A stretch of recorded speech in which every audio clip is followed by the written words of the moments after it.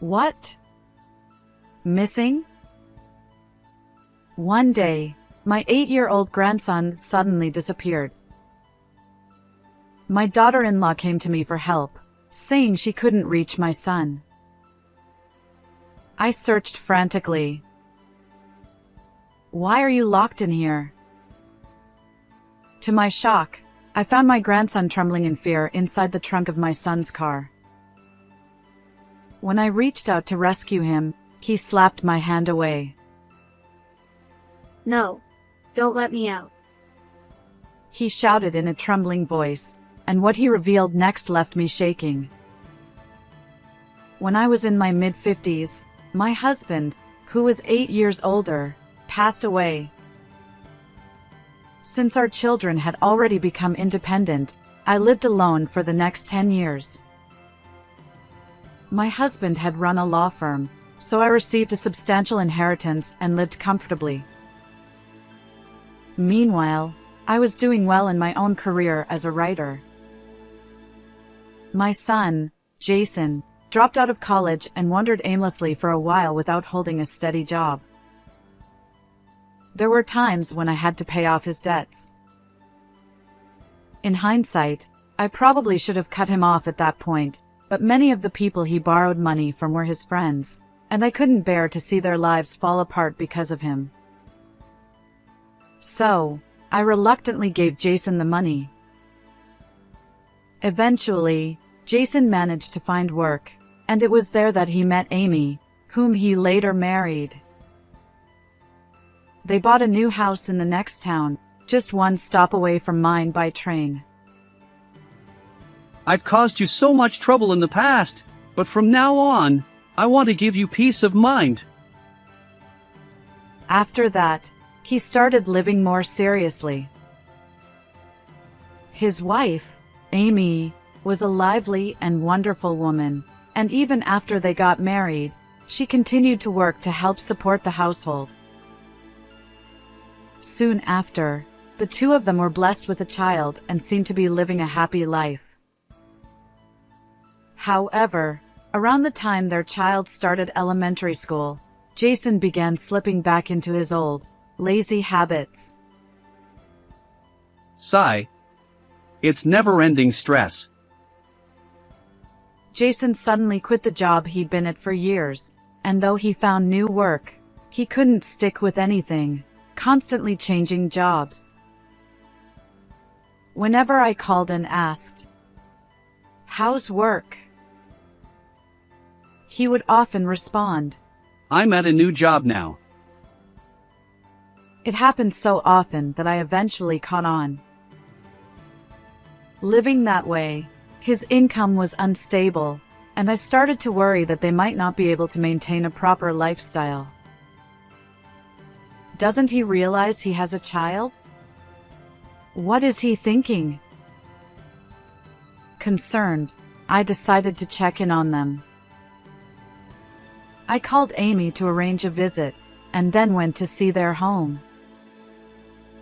It's been a while.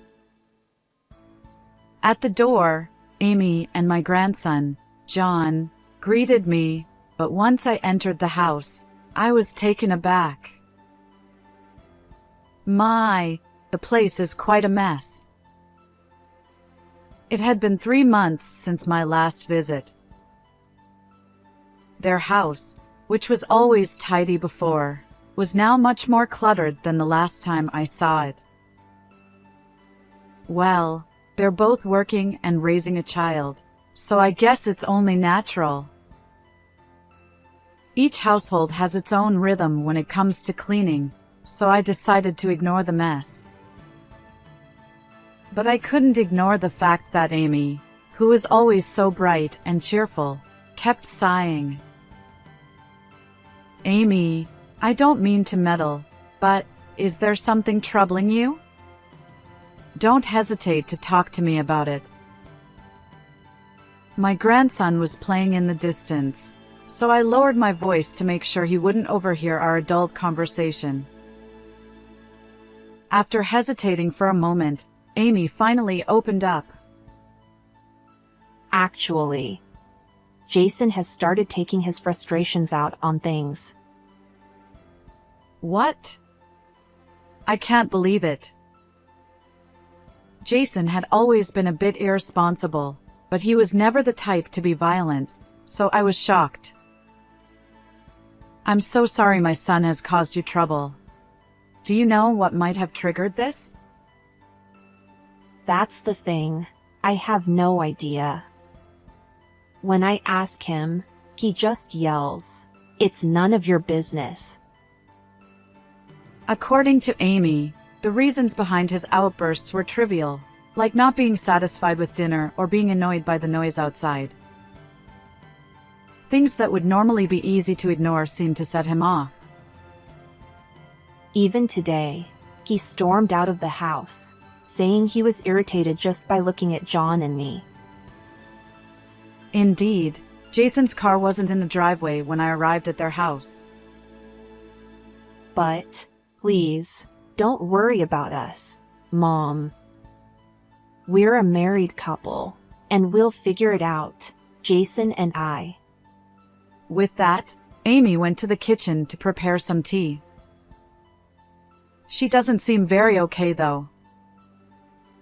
It seemed to me that Amy was putting on a brave face. On top of that, my grandson wasn't smiling like he used to, and I had a strange sense of unease. John, are you getting along with your dad lately? While Amy was preparing tea and snacks, I approached my grandson and subtly asked about Jason's behavior. Well, Dad's hardly ever home anymore, and sometimes he doesn't come back for days. He used to play with me, but now, not at all. He spoke with his head down the whole time, not even making eye contact with me. Just then, my son came back from outside. What are you doing here, Mom? Showing up out of nowhere. I was just wondering how things were and thought I'd drop by. But more importantly, Jason, I heard from Amy. You. Before I could finish, Jason interrupted me, raising his voice. This has nothing to do with you. Of course, it has everything to do with me. Amy and John are struggling because of you. How could I possibly stay silent? Ugh! Enough already! I don't want to hear your lectures. I've got my own problems. Just go home already. He grabbed my arm, forcefully pulling me outside and slamming the door behind me. Jason. Open the door. Jason. I rang the doorbell, but there was no response. I tried calling him, but he didn't pick up. I even called Amy's phone and John's kid's phone, but neither of them answered. Maybe Jason took their phones away. The door was locked, and with no way to contact them, I had no choice but to return home. But the next day, as if nothing had happened, Jason showed up at my house with John. You threw me out yesterday. How could you? Come on, calm down. John's right here watching, isn't he? Thinking he had a point, I swallowed my frustration and led them into the living room. Then, all of a sudden, Jason lowered his head and said, I've got something important to ask. Could you lend me some money? About $2,000. It's for John's lessons. Right, John? You want to take violin lessons, don't you? Yeah. It was obvious that Jason had forced him to say that. John looked weak, as if he was scared of something. I pointed out that John seemed different from usual, but Jason brushed it off, saying it was nothing. Jason denies it, but something's off with John. Feeling uneasy, I hesitated to give the money. Then, Jason nudged John with his elbow and whispered something. Come on! I really want to play the violin. Suddenly, as if remembering something, John stood up and shouted. I'd never heard him express any interest in an instrument before. I've never heard him say he's interested in music. What should I do? John looked like he was on the verge of tears. Even though I was hesitant, I thought maybe helping them would bring back his smile, so I took out some cash from the drawer. Here, use this for his lessons. Oh, thanks! Without even looking at me, Jason snatched the money. As long as you use it for John. I watched the two of them leave, feeling a knot of unease in my chest. An hour later, while cleaning the room, I noticed my grandson's kid's phone had fallen under the sofa. He must have forgotten it. It's probably really inconvenient for him not to have it. Normally, I would call ahead before visiting, but since neither my daughter-in-law nor my son was answering their phones, I decided to head to my son's house without saying anything, just to drop off the phone. I rang the doorbell, and slowly, the front door opened. My grandson appeared. Here, you forgot this. Wait, what happened to your forehead? John had a big red bump on his forehead. Just then, my daughter-in-law, Amy, came back from shopping. Hey, Amy! What happened to his forehead? It's all swollen. It's hard to explain here. Please come inside. Following her inside, Amy told John to go to his room. The truth is, Jason hit John. What? But why? He was in a bad mood. John told me that Jason suddenly yelled "Be quiet" while watching TV and then hit him on the head with his fist. That's unreasonable. I'm going to give Jason a piece of my mind. Where is he? As I stood up, Amy shook her head. That's the thing. After taking the money you lent him, Jason left, and I still haven't been able to reach him. Well, let me know when he gets back. I'm ready to confront him anytime.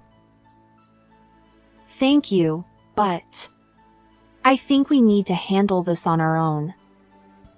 It's something we should overcome ourselves.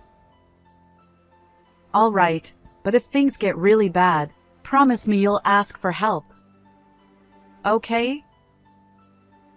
Hearing her strong resolve, I decided to step back for the time being, though I was still worried about them. However, events quickly took a turn. A week after finding out that Jason had hit John, on a night in November, I got a call from Amy. I'm sorry to call so late, but has John come to your house? No, he hasn't. What's going on? He suddenly disappeared while I was cleaning up the kitchen. And I can't reach Jason either. Oh no! That's terrible. Amy explained that right before John went missing, Jason had been scolding him harshly. I'm worried that Jason took John somewhere and is doing something terrible to him. I understand. I'll check the places I can think of. If anything happens, I'll let you know. Stay at home in case they come back.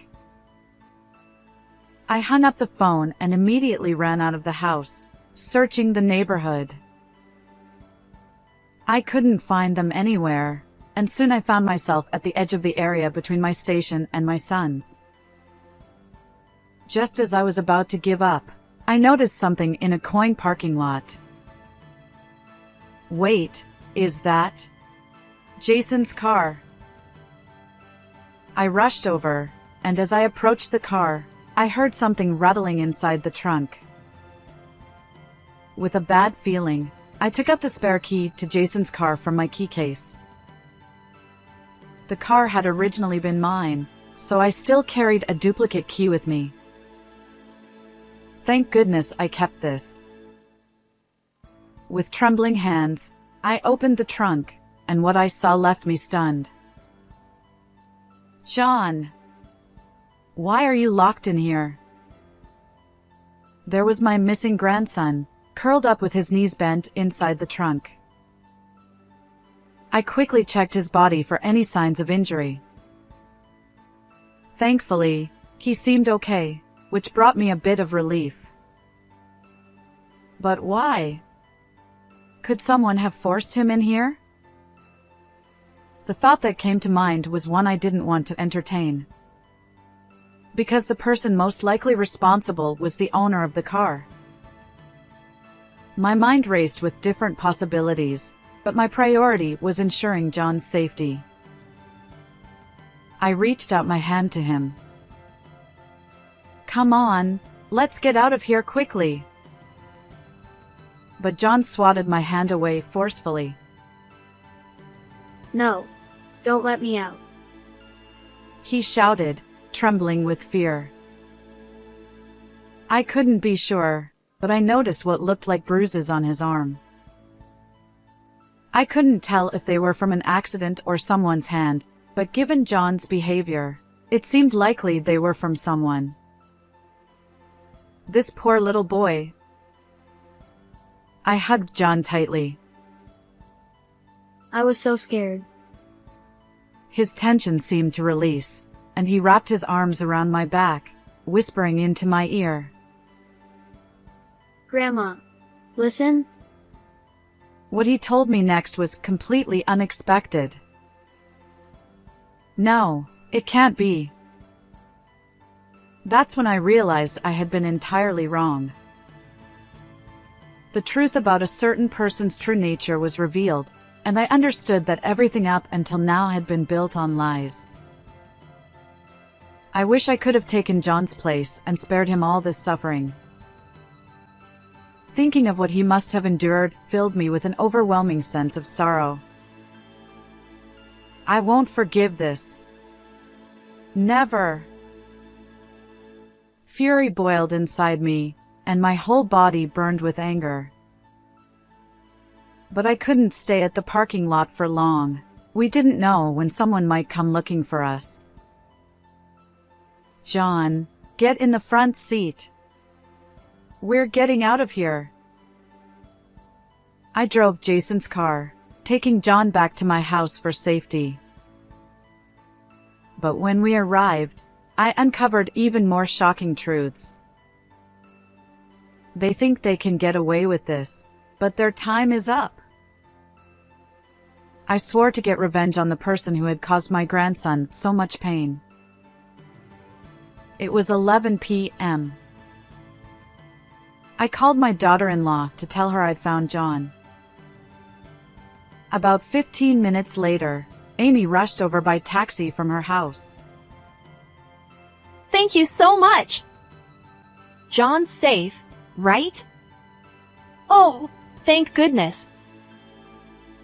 As soon as she arrived, she anxiously looked around inside my house. Please, let me see him right away. Now, calm down a little. I want to take John home and let him sleep peacefully. I don't have time to waste. Amy began frantically searching every room at a frantic pace. I'm sorry, but he's not here.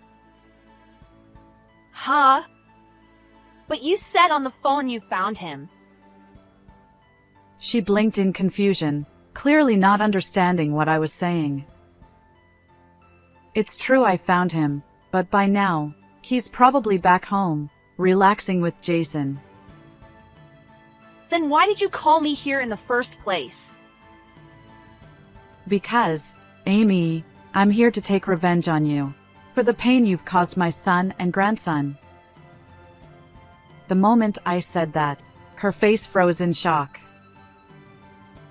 I heard everything from both of them. You've been abusing John and blaming it all on Jason. How could you do such a thing? The truth was that the reason John had been locked in the car was that Jason was trying to protect him from Amy's cruel hands. Jason had told John, No matter who comes, don't leave this car unless it's me. That's why, even when I arrived, John refused to come out of the car. John told me. He said that one day, his mom suddenly changed. When I first heard this from John, I finally realized that Amy had been deceiving me all along, secretly hurting both Jason and John, emotionally and physically. But staying in the car wasn't safe. Amy could have found them at any time. So, after getting John to safety at my house, I called Jason and had him tell me everything about what had been going on in their home. Jason told me about your affair, and how, when things didn't go well with your lover, you took your frustration out on your family. According to Jason, they had been fighting constantly because of this, and he was seriously considering divorce. At that point, Amy had apparently said, If your mother finds out we're not doing well, she'll be devastated, won't she? My son, who had already caused me enough trouble, couldn't bear the thought of worrying me anymore. From then on, he was unable to resist Amy and ended up doing whatever she said. And I hear that you were the one forcing him to change jobs so frequently. Apparently, Amy had pushed Jason into better-paying jobs to fund her outings with her lover. Some of the jobs even had him working on fishing boats, keeping him away for days at a time, just so she could keep up her selfish lifestyle. Thinking back, when I subtly asked John about the atmosphere at home, he said, Dad isn't home, and he doesn't play with me. But that was because his mother had ordered him to work away from home. Exhausted from work, Jason barely had the energy left to care for his own child. On top of that, Jason said Amy had dumped all the household chores on him. But with his body worn out from his grueling job, he couldn't keep up with the cleaning, and the house fell into disarray. He must have been under a lot of pressure. The reason Jason lashed out at me and drove me away from their home may have been because he was nearing his breaking point. In fact, he later confessed, The only thing I didn't want was for you, Mom, to find out about our family problems. So I purposely said terrible things to push you away.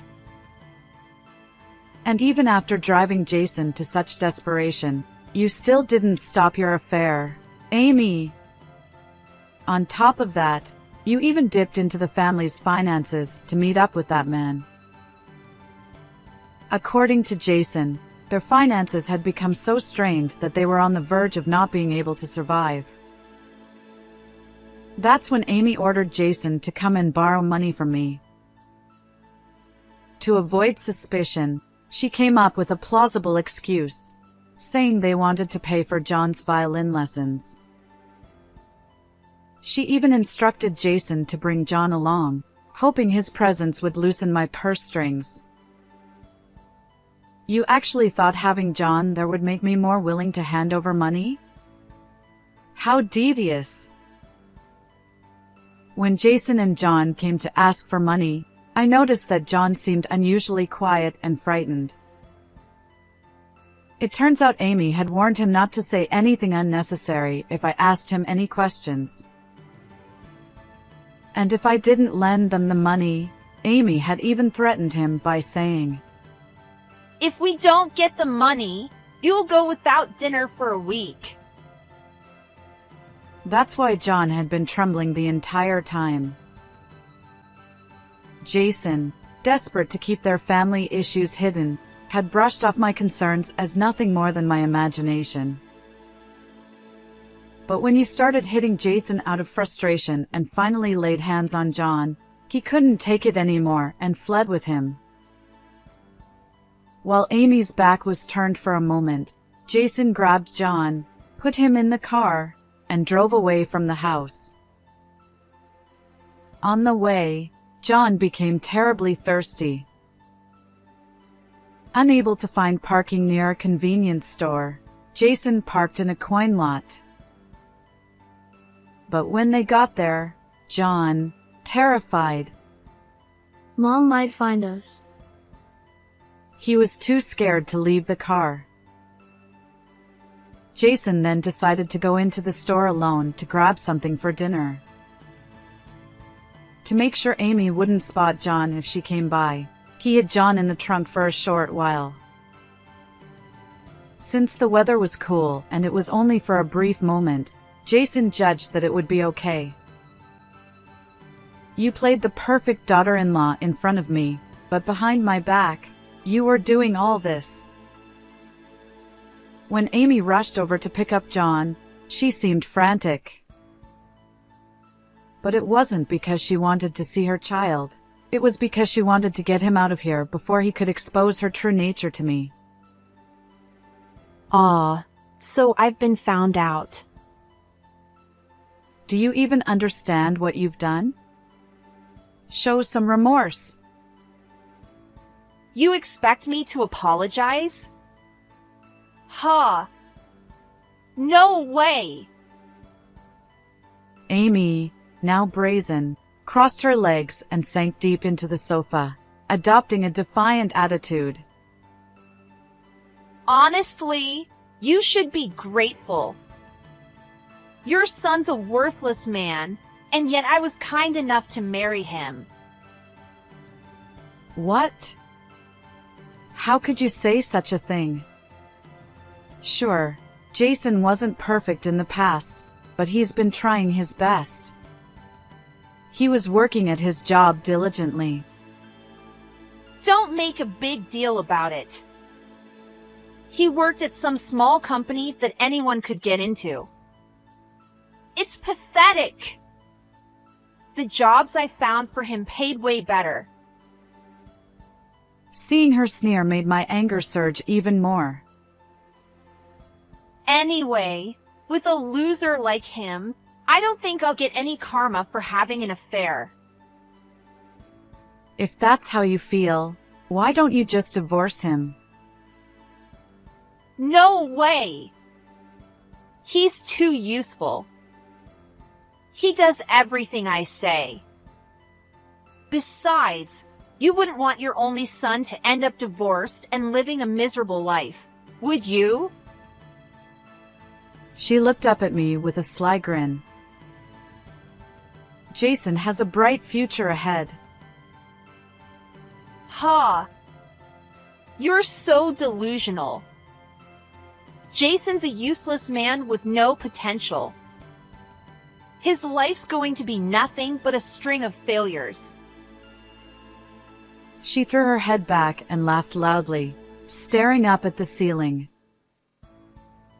But little did she know, her laughter was about to turn into screams as she faced her downfall. Did you not know? Jason passed the bar exam to become a lawyer. Huh? I had learned that while Jason and John were staying at my house. Jason himself had told me. He really did look up to his father, who was also a lawyer. Jason had always wanted to follow in my husband's footsteps, but kept that dream hidden, thinking he didn't have the talent. However, He secretly studied because he thought becoming a lawyer would give me peace of mind. My husband's old clients have been saying for years that they would hire Jason as their legal counsel once he got his license. Wait, does that mean he'll be getting tons of work soon? Well, it's possible. When I said that, Amy threw her fist in the air. Yes! I'm finally going to join the ranks of the rich. She opened her phone, humming while browsing through brand name items on a shopping site. But her glee wouldn't last much longer. Amy, I think you're misunderstanding something. Jason plans to divorce you. What? No way! That's not true! Her face went pale as she stared at me. Ignoring her, I checked my WhatsApp messages from Jason. Heh, it seems he's found exactly what he was looking for. When I couldn't help but smile, Amy immediately noticed. What's so funny? Well, Jason just told me he found evidence of your affair. Now we can demand a hefty settlement from you. While Amy was on her way here, Jason and John had returned to their house. I had advised Jason to gather anything incriminating about her relationship with another man that would help in a potential court case. According to his message, in the process, he stumbled upon something unexpected.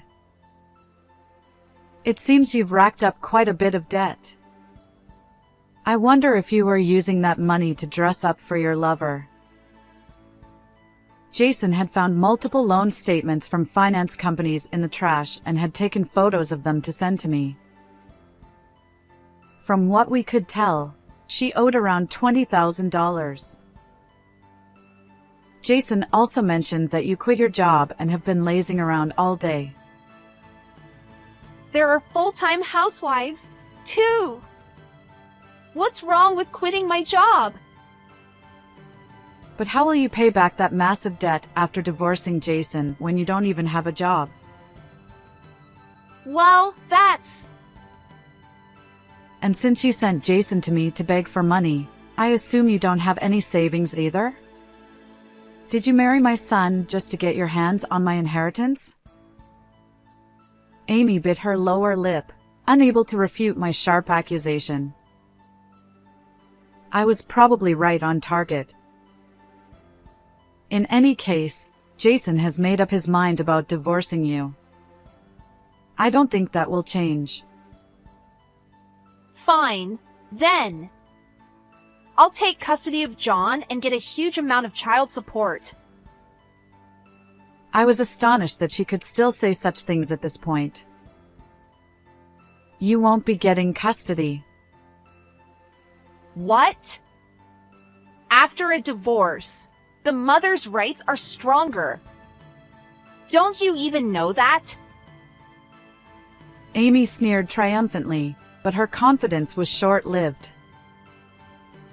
A mother who hits her child has no rights. That's a lie. John made that up. John may be only 8, but he's mature for his age. And who do you think the court will believe? A woman buried in debt or a child? My calm response left Amy speechless. Of course, we'll demand compensation for your affair and for hitting Jason. And be prepared. I'm going to report you to the police for what you did to my grandson. What? Am I going to jail? No, I don't want that. Suddenly, she burst into tears, clutching her head. I'm sorry. I'll do anything you say. It's too late for that. Someone like you can't just be left to roam free. When I said this, She fell to the floor and bowed her head, pressing her forehead against the ground. I'm your sweet daughter-in-law, aren't I? It was just a moment of weakness. Please, I beg you. Let me off this time. What are you talking about? You've just been pretending all this time so you could get my inheritance. But if you don't forgive me, my life will be ruined. Please, think of it as helping someone in need and let me go. No matter what you say, I won't change my mind. You should reflect on what you've done. While Amy was crying, shouting, "This isn't how it was supposed to go," I calmly called the police. When the officers arrived, they escorted her away. Later, I heard that Amy reluctantly admitted to her crimes. While the exact details remain unclear, it seems she'll be facing a severe punishment. The divorce between my son and Amy was finalized, and for the emotional distress caused by her infidelity, Jason demanded $30,000 in alimony, plus $150 a month for child support. I imagine these terms will be hard for her, but Jason has no intention of going easy on her. As for me, I'm now living with my son and grandson. Jason is working hard to establish himself as a lawyer, and John, with a smile back on his face, happily attends school every day. Watching over them like this brings me great joy.